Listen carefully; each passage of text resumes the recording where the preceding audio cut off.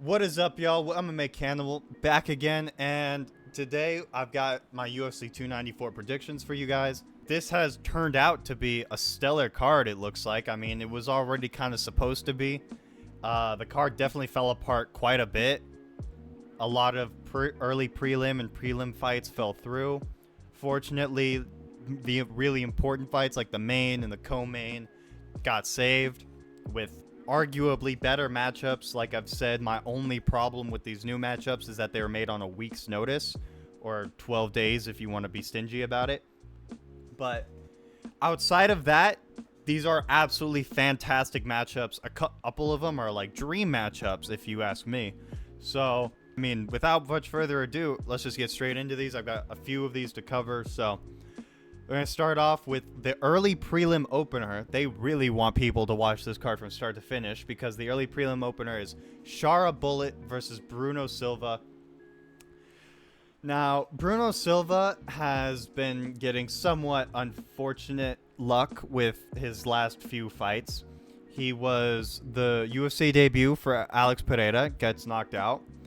Shortly after, gets submitted by the GOAT GM3. After that, actually gets a knockout over Brad Tavares, but it's Brad Tavares. And then after that, gets submitted by Brendan Allen. So, as we've seen in his last few fights, his chin has definitely been cracked a little bit by Alex Pereira. I'm not ready to say, he's a glass jaw now since then, but it's definitely not as good as it once was. And he also seems to have had his brain rattled around quite a bit because his fight IQ was never the best, but it's certainly not getting any better. The Brad Tavares win is pretty good, but given that that was a knockout win and Shara Bullet here is a massively good striker, I don't see him being able to do that same thing to Shara Bullet. And I don't see him being able to outgrapple him particularly well either, given that he just got submitted by Mearshart and oh, I just said it. Brendan Allen. Okay. So, that all being said, not the greatest fight IQ, not the greatest submission, not the greatest ground game, suspect chin. Shara Bullet's coming into this fight. His UFC debut in Abu Dhabi as a Russian. He's 11-0, 10 of those wins by knockout. Shara Bullet's coming in with he's coming in to set the house on fire. Especially if he's the early prelim opener. He's going to have everybody in their seats there early. He's probably getting a first-round knockout is going to be my guess. I could see him doing it within the first couple of minutes, too. See him coming out fast and aggressive, looking to make a statement in Abu Dhabi on his first UFC fight. He's an absolute killer. He's a mean guy, too. And I expect him to fight very similarly to that and just absolutely go for the kill against Bruno Silva. Moving up, we have Mike Breeden and Anshul Jubilee. Mike Breeden is either going to be cut after this fight or have one more fight and then be cut. He is currently 0-3 in the UFC. Honestly, just seems like a layup for Jubilee to get a knockout and have a good performance and try to draw in more of the Indian market. So I'm taking him by like a first round knockout, maybe second round if Breeden can survive it a bit. But it definitely seems like a bit of that like Edgar Chairez, Daniel Lacerda type matchup where Daniel Lacerda has 4 losses in the UFC, all by finish, but they kept him so that a Mexican could get a free win on the Mexican Independence Day card. You know what I mean? And I get that Jubilee's Indian and this is in Abu Dhabi, but it's a similar enough region of the world, I think, that that's kind of why they're going for this. So, seems like a layup for Jubilee, in my opinion. First or second round knockout. Easy favorite, I would say. That could be a huge parlay buster if Mike Breeden wins that. Here we have the prelim headliner, Tim Elliott and Mohammad Mokaev. Mohammad Mokaev's talked a really big game since he's been in the UFC. And he's had a couple exciting fights, but the thing about having those exciting fights is he's not really backing up the game that he's talking. He's had all this stuff about becoming the youngest UFC champion and yada yada, and that's just not going to happen from what I've seen. His skills aren't quite there. Whether that's an experience thing or just straight up technique wise, he needs to keep improving. I'm not 100% sure either way, but is coming to this fight too after that gnarly like injury that he had in his last fight, where we all thought he was going to be out for like a year possibly, because it looked like his knee was going to be shredded and like torn completely. Turns out injury wasn't as bad as we all thought it would be, but there's no way that thing's not sore at least still, because that got hyperextended quite a bit. And Tim Elliott, crafty veteran. Crafty veteran. He's always been a super awkward guy, very difficult to fight. I think his fight against Demetrius Johnson shows that perfectly, because even though Demetrius clearly won that fight, it was still clearly a difficult fight for him. And if you look at the rest of Tim Elliott's career, it's not like he's exactly stellar, you know. This kind of guy that goes 2-2, 3-2, 1-3, you know, wins just enough that he's not falling out of the UFC rankings, and wins just enough that he's not getting cut, but not quite good enough to ever get back to a title shot or back into the top 5. He's also a lot older. I believe he's late 30s. I want to say 37. And in the flyweight division, that matters a lot. Youth and the speed, the reflexes that come with it, it's a huge part of the game down there. And Tim Elliott is just going to be a step behind, I think. Even if he kind of matches Mokaev in a lot of the physicality, I think Mokaev's just going to have better reactions, and a little bit of his newer wave stuff, especially with how aggressive he can be for the finish sometimes, will put Tim Elliott into bad positions where he's just going to have to play defensively. I definitely see Tim Elliott not doing too bad in this fight, but Mokaev definitely winning. I would take a 29-28 probably decision here from Mohammad Mokaev. Elliott's probably going to take the first or second round when he's a little bit fresher, get some sort of big moment, you know, a big shot or a big takedown with some control time on it. I could definitely see a moment where Tim Elliott's kind of like sitting a bit on top, playing it a little bit safe, and Mokaev's trying to get out from on bottom, but he's also trying to possibly throw up a submission attempt, and because of that, he doesn't ever really fully escape from the bottom. But Mokaev, 29-28 decision. Going to be definitely a comfortable win for him, but Elliott's going to make at least one round pretty difficult. Opening up the main card, we have Said Nurmagomedov and Muin Gafurov, however you pronounce it. Gafurov's only had one fight in the UFC. It was a decision loss to John Castaneda. So to say I'm not particularly impressed would be pretty accurate. On the flip side, Said Nurmagomedov is quite impressive. He went toe-to-toe with a guy like Jonathan Martinez, and we all saw how good he was last weekend, you know, second guy ever to get a leg kick TKO. Shows just how impressive Said's stand-up is, being able to stand with Jonathan Martinez that whole time, not get crippled by leg kicks, and out-grappled him for sure. I mean, not insanely out-grappled him, but I would say out-grappled him. And, you know, he lost that decision, but it wasn't a bad loss. I definitely agree with the decision, but I think it could have gone either way, and I wouldn't have been too upset. That being said, though, I think Said's going to be way too much for Muin on the feet. I think he's going to give him a lot of things to think about. He's going to give him a lot of different looks. He's going to hit him with a big shot. It's going to rock Muin a bit, and Said's going to jump on a sub and finish him off, get that Abu Dhabi crowd fired up in the main card opener. Moving up, we have Ikram Aliskerov. He was originally supposed to go against Nasruddin Imavov. Warley Alves is taking this fight on short notice. A lot of people were talking about taking Nasruddin over Ikram here, and I was definitely leaning in that direction as well. I was going to take Imavov just because of UFC experience, level of competition, and also just the way the two of them look compared to each other and the way they perform and styles. But now that it's Warley Alves here, I mean, I don't really think much of anything of Warley Alves, if I'm being completely honest. I don't see much finishing potential from him. His record's not exactly the most impressive thing. And the biggest thing, of course, is he's taking this on short notice. You know, it's not like a guy like Volk or Usman taking on short notice where they're so good it kind of almost doesn't matter. and it almost is questionable if they'll be even fresher going into that fight. For Lee Alves, I think it's nothing but a hindrance. Ikram is pretty good. His grappling has definitely been shown to be very good. He's got mean striking. I know Phil Hawes is a bit of a glass chin kind of guy, but that right hand looked like it could have put anyone out. And that all being said, I'm taking Ikram by a first round knockout. I could see a first round submission as well, but I see a knockout being just a bit more likely here. In our featured fight, we have Magomed and Ankalaev, and what I would say is probably my favorite underdog of the card is Johnny Walker.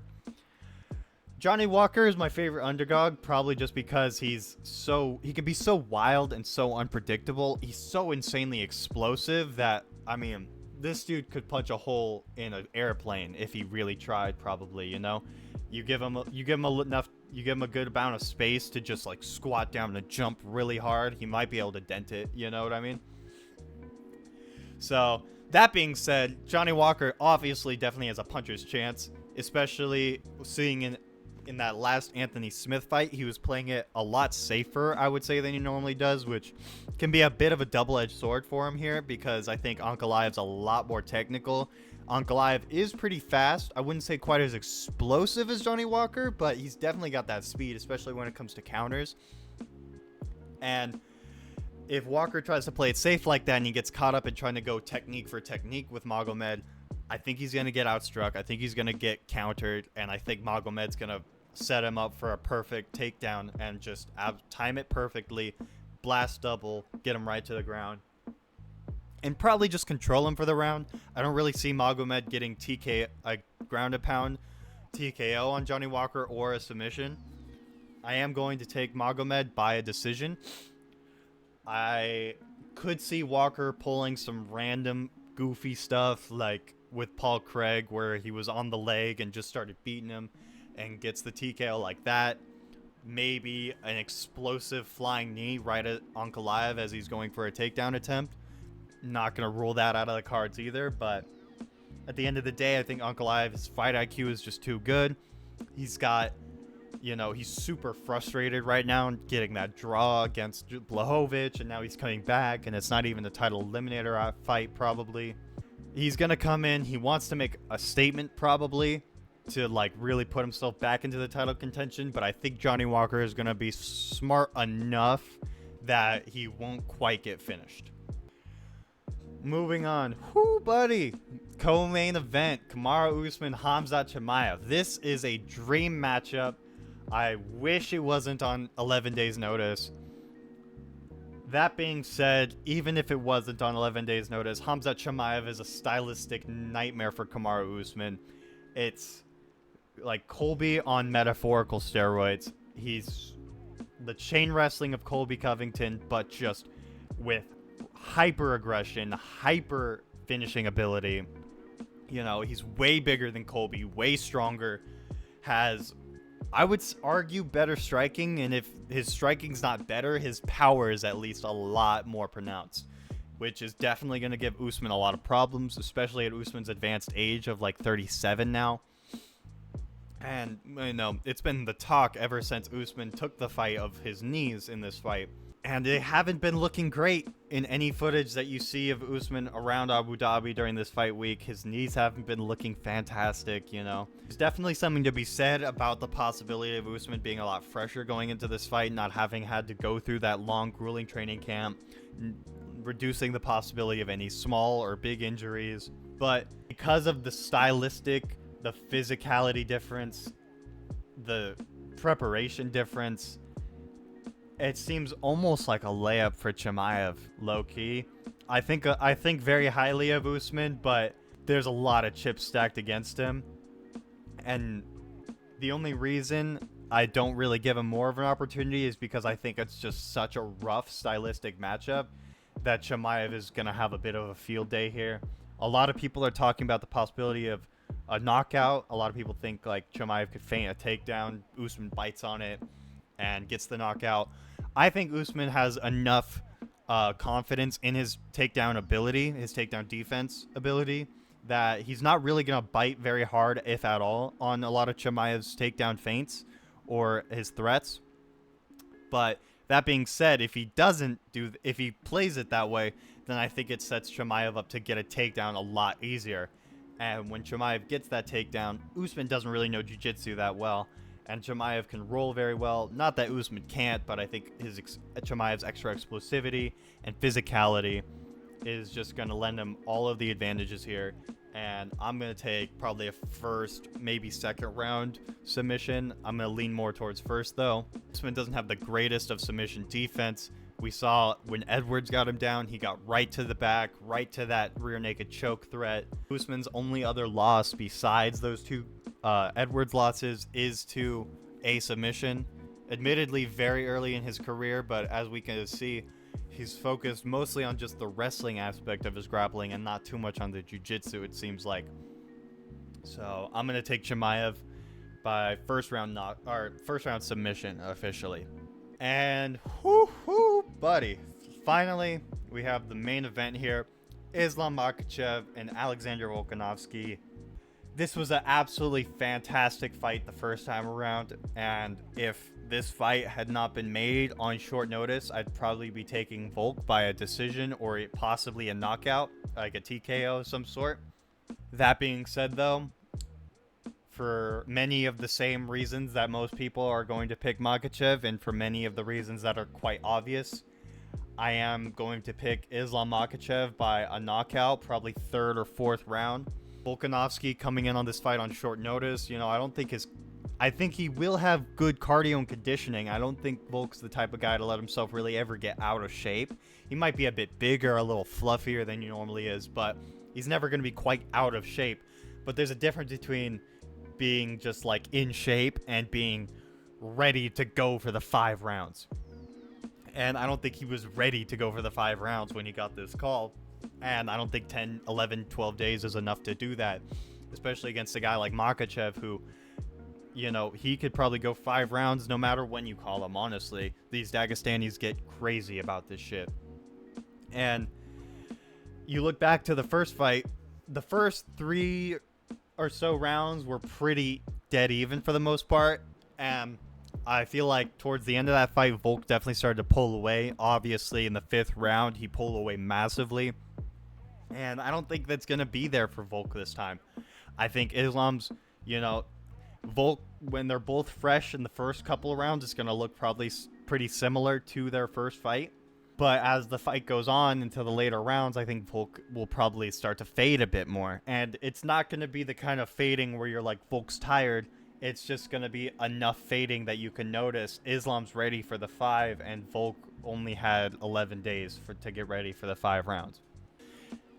I don't think Volk is going to be particularly tiny going into this fight. I think he, if anything, will only be a little bit smaller than he was in the first fight, simply because it's going to be kind of an emergency weight cut to 155, so it's not like he gets the time to bulk for it. But if he is coming off the couch a little bit, that means he wasn't really keeping himself super low for featherweight, you know what I mean? I also see, anytime Volk has to get in and do some damage on Islam Makhachev, because of how much shorter his arms are to Islam and because of how good Islam's defense is, he has to really put on the pace, put on a lot of pressure going into the pocket with good 2-3 hit combos.